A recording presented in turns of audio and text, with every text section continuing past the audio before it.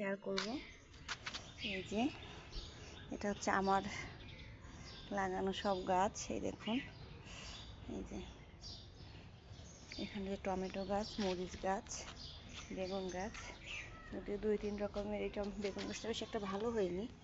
এই যে মরিচ গাছ, এই যে বেগুন গাছে ফুল আসতেছে, ওইটা একটা মরিচ গাছ। আর এই টমেটো গাছে এই যে ফুল আসছে।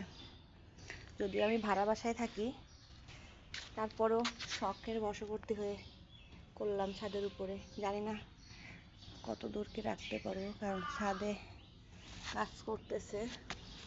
এই যে এটা হচ্ছে মরিচ, আমরা বলি বোম্বাই মরিচ।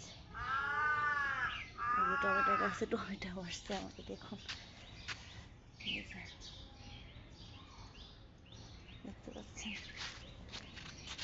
এই টমেটো আসছে সুন্দর সুন্দর, ছোট ছোট গুলো আসছে। যে বেগুন গাছে একটা বেগুনও হয়েছে, এটা এই কিসের। আর এটা হচ্ছে আমার বাসায় যে নতুন একটা ছাদ হচ্ছে,